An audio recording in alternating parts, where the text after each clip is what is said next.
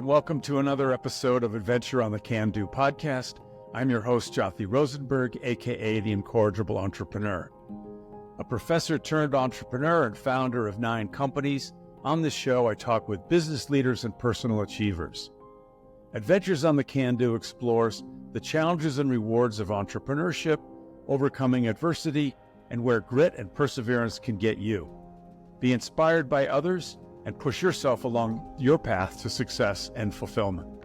My forthcoming book, Think Like a Startup Founder, based on my experiences, both good and bad, seeks to help early-stage startup founders avoid the oh-so-many pitfalls founders can experience along the way.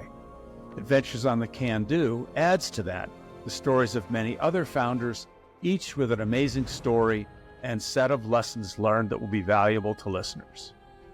Before we jump into today's episode, just a reminder of how you can support this podcast. You can go to my website, jothyrosenberg.com, and sign up for my newsletter, and there you can see other episodes of this podcast. Also, please follow and rate us at podchaser.com, Adventures on the Can Do.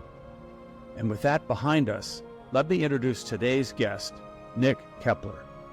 Nick is currently Chief Operating Officer of Silicon Catalyst LLC, the world's only incubator focused exclusively on accelerating solutions in silicon. Previously, Nick was Vice President of Products for Suvolta, a semiconductor technology IP company, from 2011 to 2014. From 2009 to 2011, Nick was Vice President of Corporate Program Management, and before that, Vice President of Design Enablement at Global Foundries. Prior to Global Foundries, Nick spent 23 years at AMD in a variety of management and technical roles, including with Vice President, Advanced CMOS Process Technology Development. Nick holds an MS and BS degree in Electrical Engineering and Computer Science from the University of California, Berkeley. And here's Nick. Hey, Nick. Hi, Jothy. How are you doing? I'm doing well. Good. How are you? I'm great. I'm purple today. Yeah, looks good on you. The lavender. I like it. Okay, so I like to start off about where people are from, but in your case, it's kind of interesting because I usually ask people, where are you from and where do you live now? And the answer in your case is it's the same. Born and raised in the Silicon Valley, which is kind of rare. It's like there's 4 other people that were born and raised in Silicon Valley. Yeah, that's true. That's true. Not many native Californians even. Well, I'm actually a Californian born. And we miss you. But I left when I was 2 weeks old because, there was a flood and I just needed to go. No. So actually, I want to ask this weird question. Have you ever left the confines of Highway 101? Ever as in like my permanent residence? No, travel. Have you even left? I've traveled a huge amount. Yeah, I've traveled personally on vacations to most corners of the world, and I've also had a job that has taken me to Europe and Asia and Texas, which is also a foreign country. Great. We have listeners in Texas. No, I knew that when I asked the question. I just wanted to, kind of tease you a little tiny bit. So actually the question I really want to get to on Silicon Valley is, in the small number of decades, because I know you're not that old, what is your perspective on, has Silicon Valley changed? Is it, if it has, for better or for worse? Yeah, I mean, sure, it's changed. It's changed in some ways, and in other ways, I suppose it really hasn't. It's changed in that it's much more developed than it was. My parents bought their house that they still have today in the early 60s, about 2 miles from Stanford University, in West Menlo Park, which is adjacent to Palo Alto. And when they bought that house, it was the second house in the neighborhood. So there was one other house and, hundreds of empty lots. And all of those lots were full by the end of the 60s. At that point, further south in the South Bay was still underdeveloped. I met folks when I started working at AMD out of college that had grown up in that area and said, "Oh yeah, that townhouse complex you're living in, it was an orchard when I was a teenager. I used to ride past there on my way home from school." So the whole area is much more developed. There's many more people here than there were, when I was a child. So that's one way it's changed. It's also changed in that, it hasn't always been Silicon Valley. Silicon wasn't here when I was born in the early 60s. What was here at the time was defense contractors and a lot of development of defense industry type stuff. My father spent his entire career at Lockheed Missiles and Space, and that's what Silicon Valley at the time was all about. And the silicon came in the late 60s and the 70s, and it garnered that name because this is where that industry grew up and it became a really big and important industry. And that's great for me because it's the industry I'm in. So I love that it's called Silicon Valley, but there's not really any silicon left here anymore. Back in the 70s, there were, numerous little companies that had a fab of some sort that they were making stuff in. And over the years, process technology, as it has shrunk, has gotten so much more complicated that the fabs have grown bigger, they've grown more expensive, they've consolidated, and most of them are in Asia at this point. So the companies that are still here doing semiconductors aren't doing their silicon here. They're doing their design work and their product engineering. And a lot of the companies that dominate Silicon Valley today, the big companies people hear of like Meta/Facebook and Google and, Microsoft and Amazon have big teams here and Apple. A lot of those companies aren't really primarily focused on silicon at all. They're doing things in many cases that are much more connected to software, but we still call it Silicon Valley. So all of those things have changed. I think about this area. I think it's interesting that you see some of these companies you just mentioned sort of going back to hardware. So, Google's talking about using their own silicon, or at least parts of their infrastructure is going to be based on stuff that they're building. Of course, Apple was using, first they were using Intel, then they were using ARM, and now it's an ARM source, I guess, or a derivative, but it's becoming, totally Apple silicon. And then Meta, Facebook, bought what is it called? Oculus, is that right? Oculus, yeah. Yeah, so their goggles, yeah.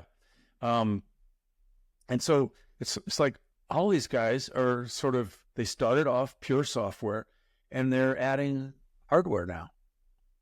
Well, yeah, that all of what you just said is true, but a bit of a distinction there. What they are doing is they are moving from using a chip that is designed by somebody else and built by yet someone else that is not unique to them, to doing the design of the chip themselves so that it is unique to them, but they're still not making the chip. When you're saying they're using their own silicon, no, it's not their silicon. The silicon comes from one of the major foundries.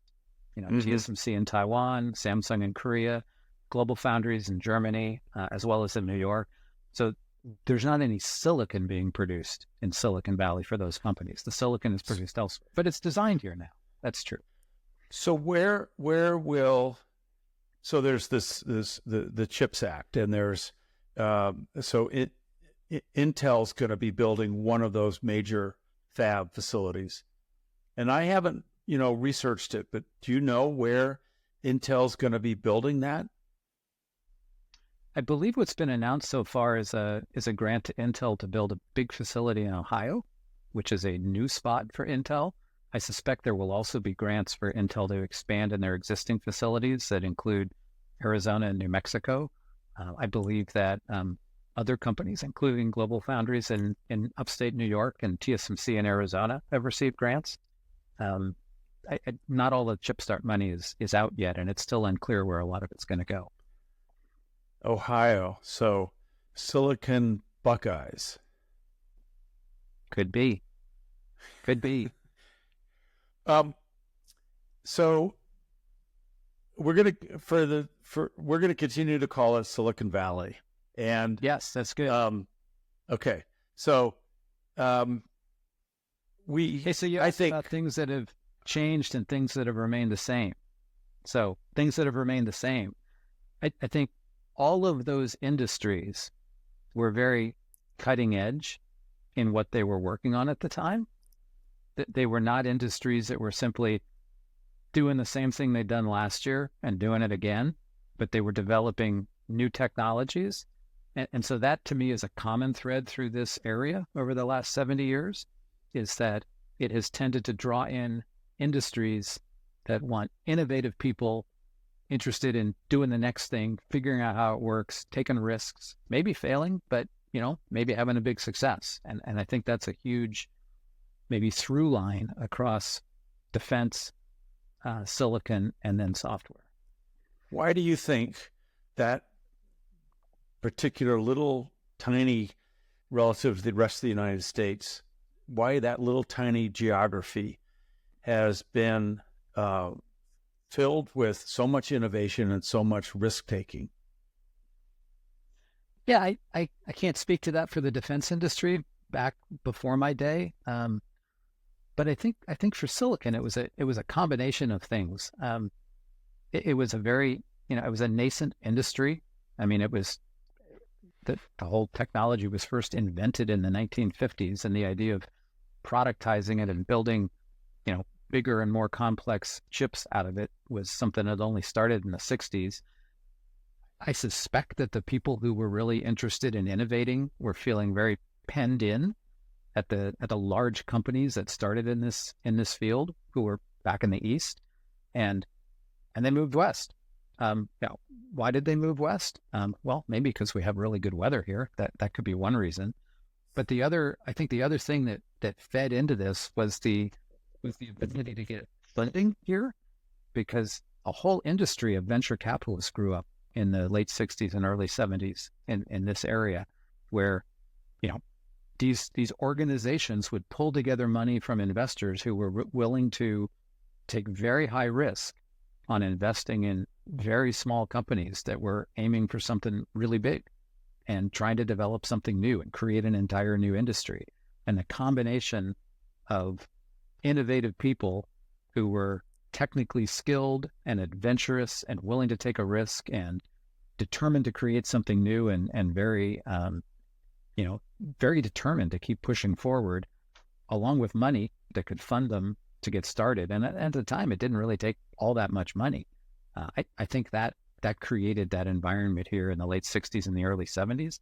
And once there's a critical mass, it just kind of keeps rolling from there, because you have other people moving in to join.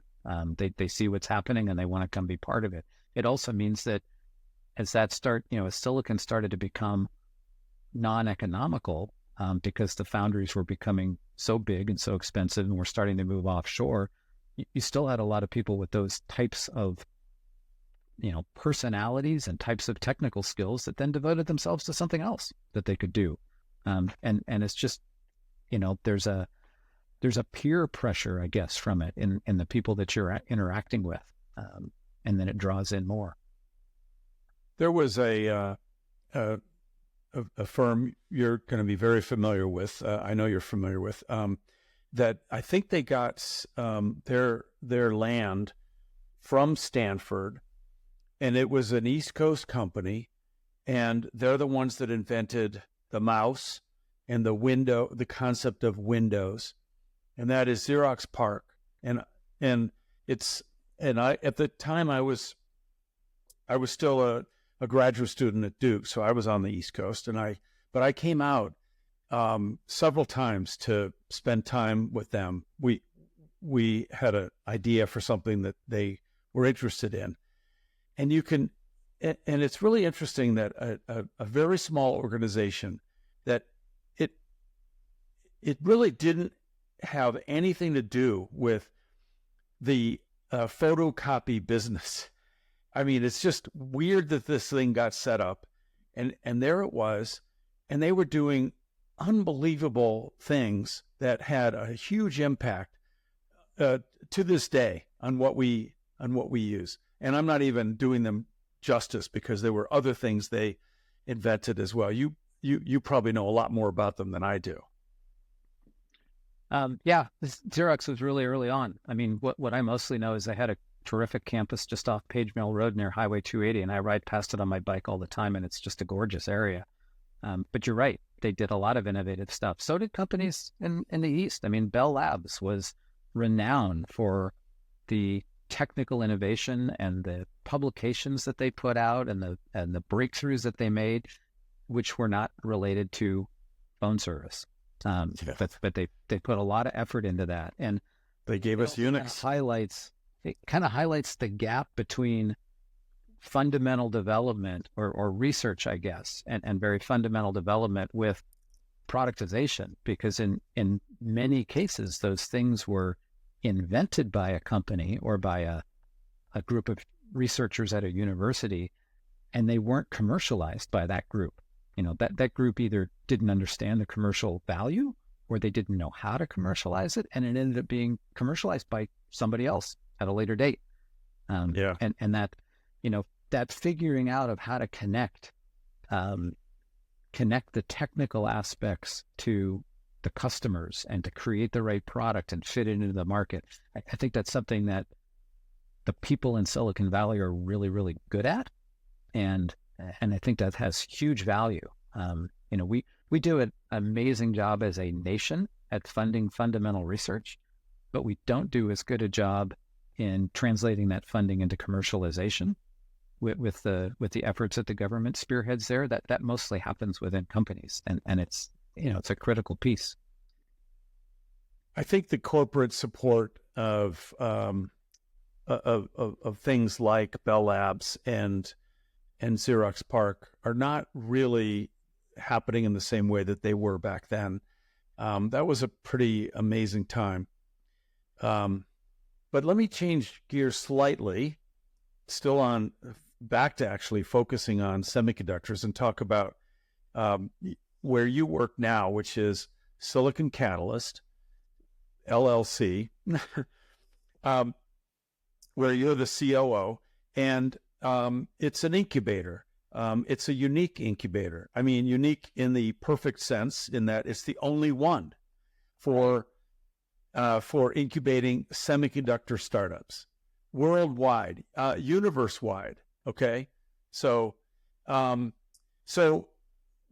why does a semiconductor startup? What's different about a semiconductor startup that they need this kind of thing, where other startups don't? Semiconductor hardware startups in particular are different. But I won't say they're the only kind of startup that needs an incubator. I mean, an incubator generically is an organization that helps early stage companies. We are, as you say, unique because we're the only ones that focuses on semiconductor hardware. Semiconductor hardware is a really, really difficult area to get started in with a new company. And part of that is because it's expensive. And part of it is because it takes a long time to develop your product and get to market and generate revenue. And the reason we chose to focus on that is that those of us who started Silicon Catalyst 9 years ago are semiconductor hardware people. This is our industry. And we all had the sense that there's still a lot of innovation that hasn't happened yet that would be valuable to the world, but it's become harder and harder to get it out there. Like we talked about it, things have consolidated. There's these huge fabs that are owned by a handful of organizations. And I mean, it's really difficult to innovate something new in that environment. So we decided to put together an incubator that would speak directly to that.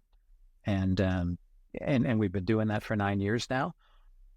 What is it about it that's specific to semiconductors? Well, one aspect is that in general, the people who are going to start a semiconductor hardware company are going to be a small group of people who have tremendous technical skills and who have invented, the next great widget in their particular area. And they probably know what market that's going to disrupt and revolutionize. But they're fairly limited in their skill set. because it's usually a small group of people and they're very technically focused. So there's an awful lot beyond those things I just mentioned that you need to build a successful business. I mean, you have to go figure out, well, which particular market are you going to aim at? There's many, many, many. And as a startup, you can only aim one or maybe two. And what product are you going to build to attack that market? And how are you going to engage with customers in that market? And how are you going to sell? How are you going to get a supply chain to build what you need to build? How are you going to price what you're doing? I mean, there's just so much that goes into building a successful company that isn't inventing the next great widget. So one of the things that we do is we pull together a group of advisors. We have over 300 advisors in our ecosystem, as well as strategic partners, which are large companies that play in the semiconductor space and are interested in innovation coming from new companies. And then our own team, which is about a dozen people. And we're able to help fill in the gaps of what these semiconductor hardware entrepreneurs know. And sure, there's other incubators as well that have ecosystems with advisors, of course. But these entrepreneurs need advisors who have a background in semiconductor hardware because it's a very different industry. And so most incubators don't have people like that. So that's what we've put together. So that's one thing that's really valuable. The other is that we've tried to address the cost. If you go to design a new chip, you need design tools to design that chip. Then you need to go to one of these foundries and get wafers from the foundry. Then you need test equipment to test it. All of those things are enormously expensive. So we've gone to the leading companies that provide design tools, wafers, test equipment, the various other tools and services that semiconductor hardware entrepreneurs need. And we've asked them to join us as in-kind partners, meaning they partner with our startups not by giving them cash, but by giving them in-kind tools and services. And that's a tremendous boon to the startups that join us. It's also good for these larger companies because we only admit about 10% of the applicants that we get. And that means that our in-kind partners are interacting with a good group of companies that are likely to grow and to be their next generation of customers. And so it's a healthy environment for them to be operating in. So as an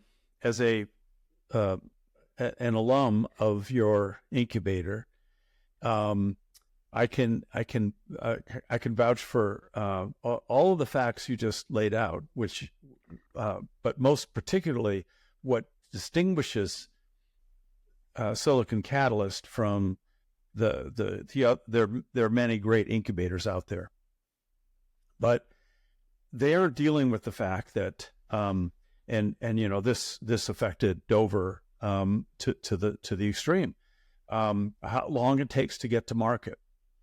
What most people may not realize is that when you try to sell into this industry, you've got something that you're gonna either you're gonna make yourself or you're gonna give or license something that is going to get put on someone else's chip, but they still have to fabricate it, and then that has to get built and put into someone's part, and that part has to get out into the market before the person that had the idea sees a dime.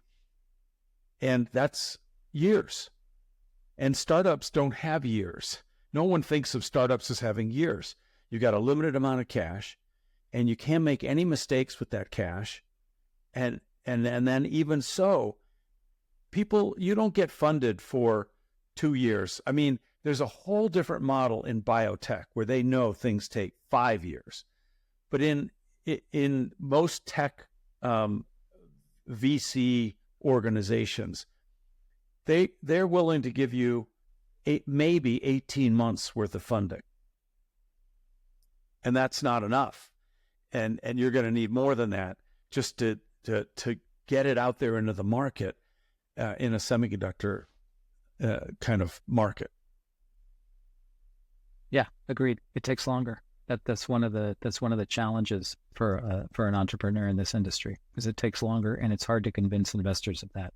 So we also have a large investor network as part of our incubator, and that's important because it's a minority of investors today that are interested in investing in semiconductor hardware, because it is, it takes longer and it costs more. So not a lot of them want to play, and so we've tried to bring a lot of them into our ecosystem so that our startups have a fertile ground to raise money in. But the other thing about semiconductors and VCs is that there was a period of time not too long ago where they got massively burned by investing in semiconductors.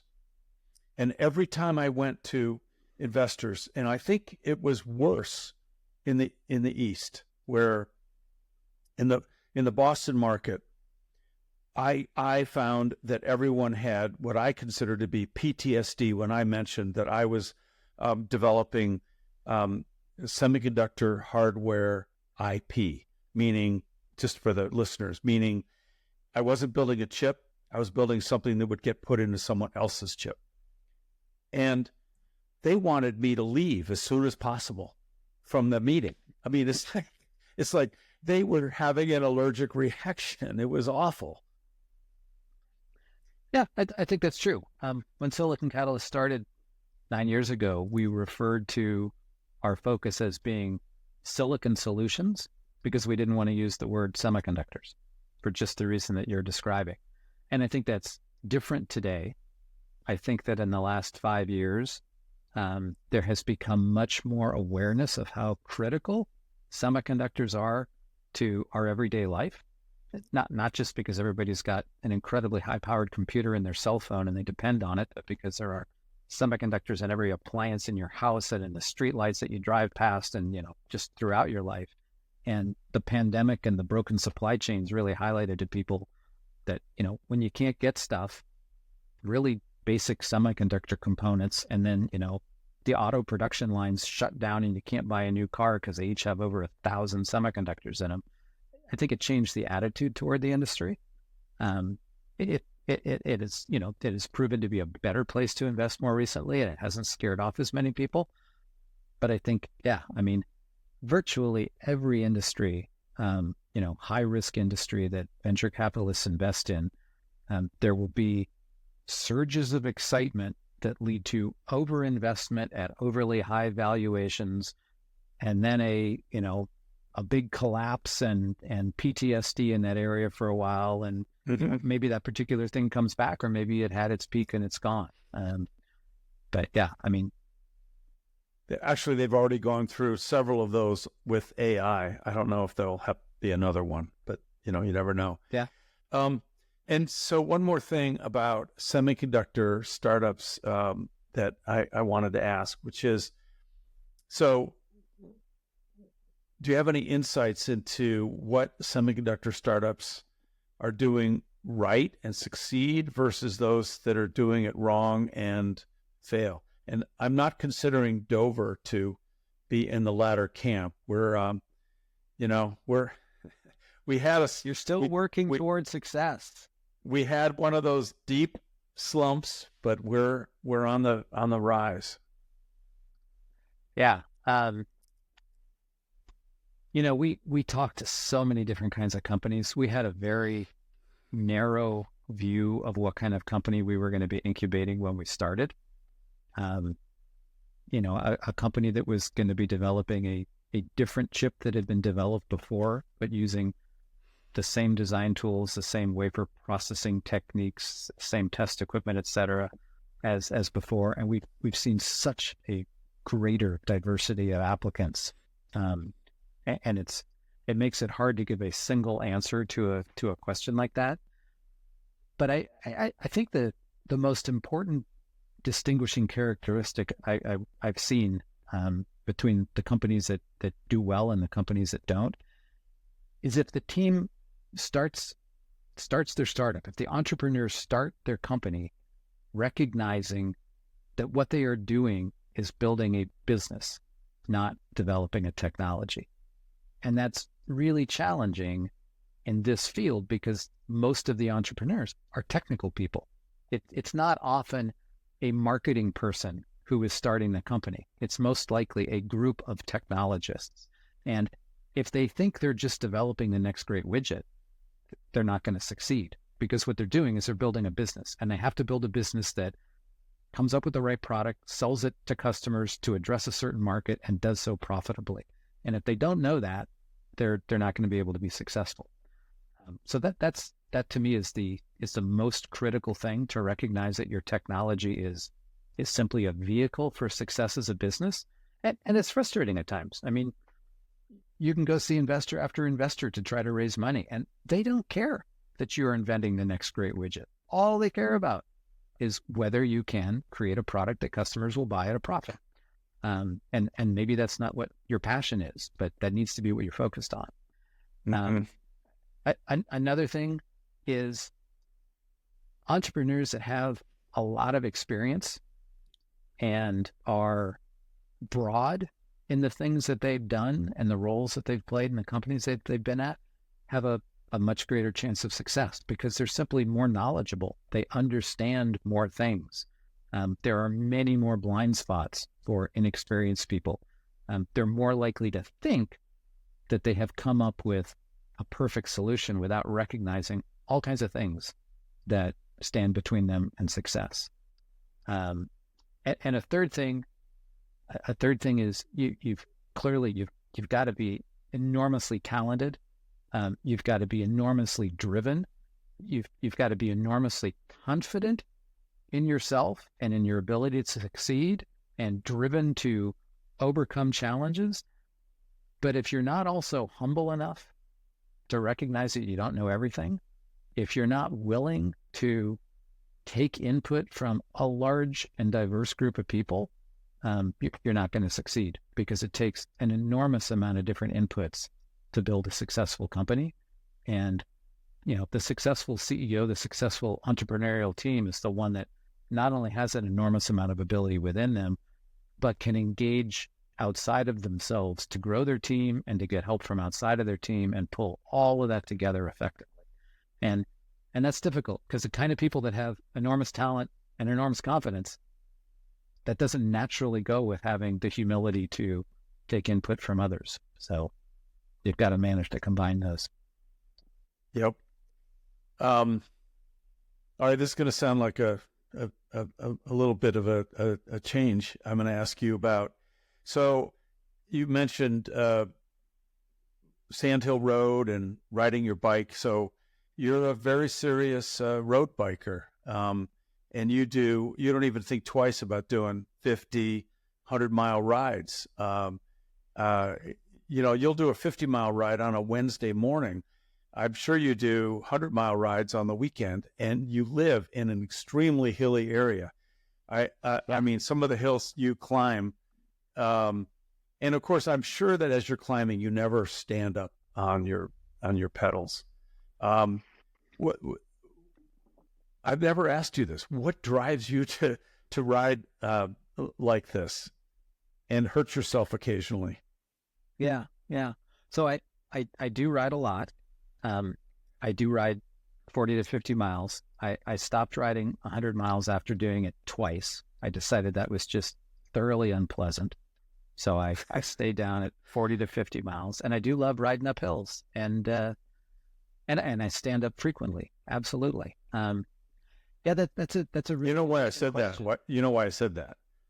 Because I have this thing. When I ride, I'm riding with one leg, and I pull up and push down. And so the guy that passes me standing up is just slightly annoying. That's all. Absolutely. I mean, that's almost as bad as somebody passing you going up a hill when they're riding an electric bike. Yes, almost. Okay. So anyway, 40 to 50 miles, perfect distance. Yep. Yeah. I found up hills. Somebody took me out in graduate school on a bike ride in Berkeley, and we went up Tunnel Road. We went up a big hill in Berkeley, and I mean, it almost killed me. Everything hurt by the time we got to the top. As a matter of fact, near the top, I was so exhausted that as I came around the corner and there was this gorgeous view out across the bay to the Golden Gate and the Pacific Ocean, I decided it was really important for me to pause and enjoy that view, and I just got off the bike and sat down in the middle of the road to enjoy it, which was mostly because I was exhausted. And fortunately, no cars came up.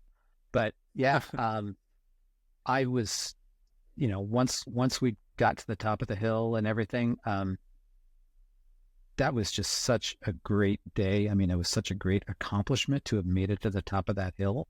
And I think that's, being out on the road on a bike, Silicon Valley is very densely populated in the valley. You mentioned Highway 101 along the bay earlier. Yeah, really, really dense. But you get up into the hills on either side, the Santa Cruz Mountains to the west and the East Bay Mountains to the east. It's very sparsely populated. You can ride for miles and miles and miles along a road and not see any cars, pass only a few houses. And that's just such an enjoyable way to spend time. And I love the challenge of getting up to the top of a hill and then the ability to, coast back down it. Yeah, a lot of joy in bike riding. If you get up to, to Skyline, you must have like a, 30-minute coast down. Yeah, it's about 15. Yep. Skyline's 15. Up at the top of the Santa Cruz Mountains. Yep. It's about 2,000 feet.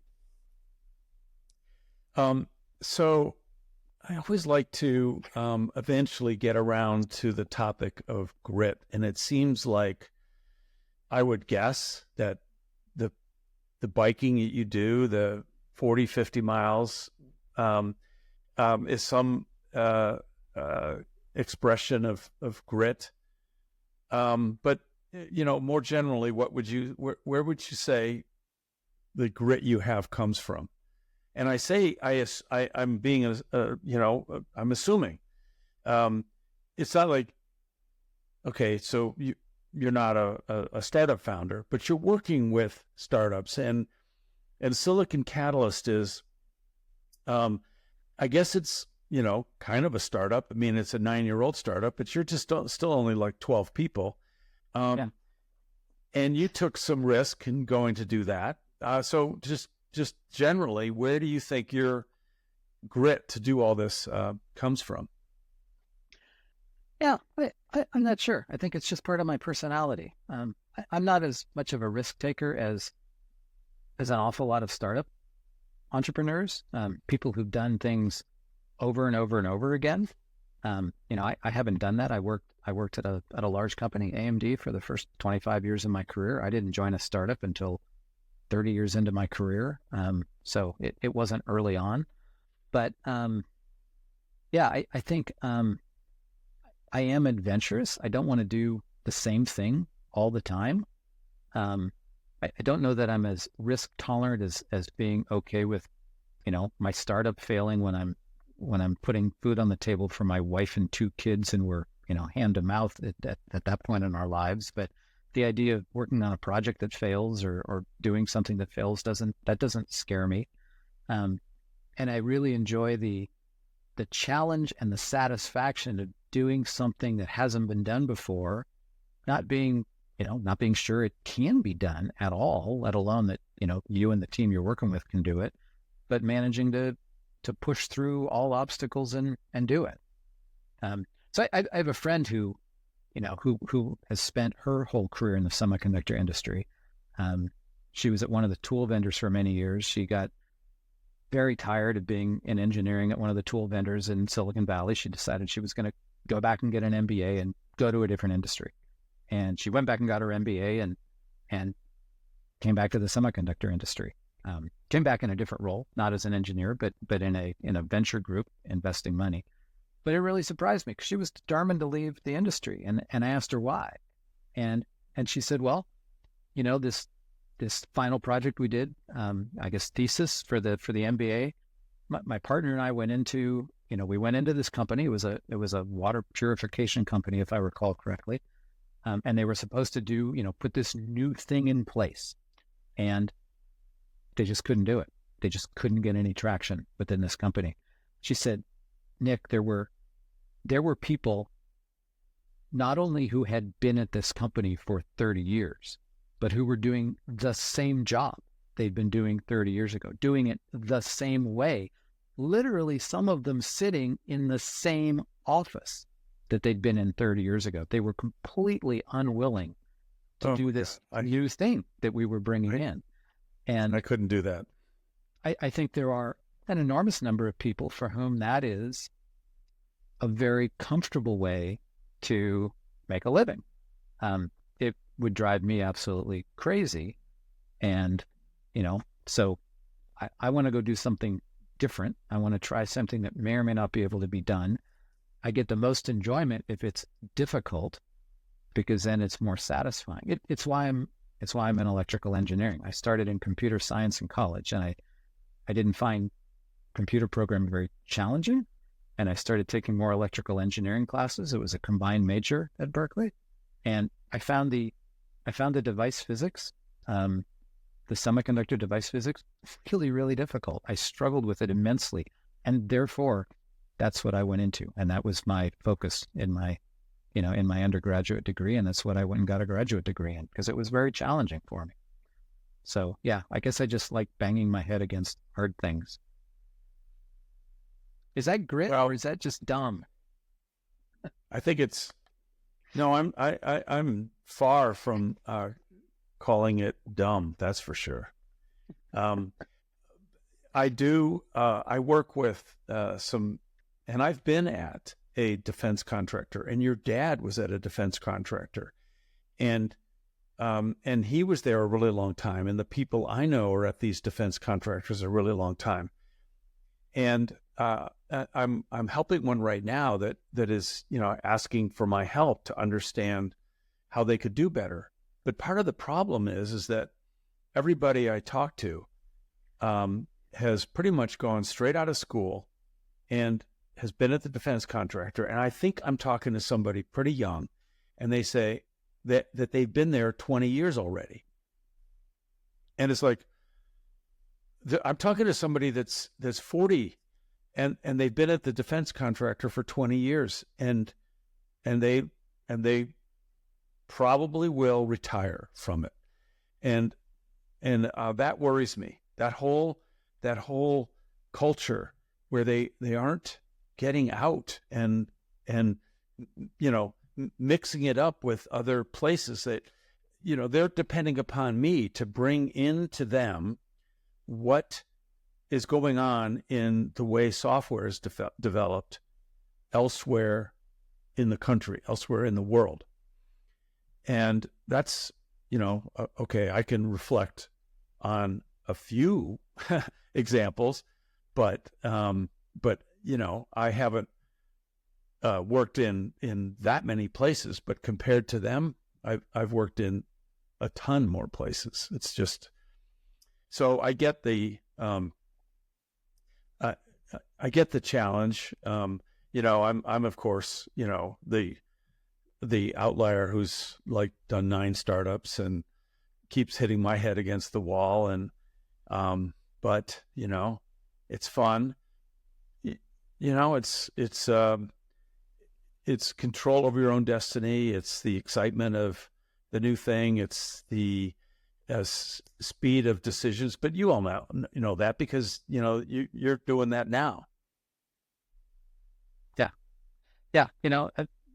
Everybody's different. There's a lot of different personality types. There's plenty of people who are happy in the kind of jobs that you're describing at this defense contractor, and that's great, because there's an awful lot of stuff that needs to get done, and needs to get done over and over again. If everybody was, like me and like you, wanting to do constantly new stuff, that wouldn't work well at all across a society. That's true. I am glad that there are people that like all kinds of different jobs that I would have trouble with. Well, so Nick, this has been fantastic. I think you've highlighted some amazing things and some insights that I think are going to be really great for people to hear.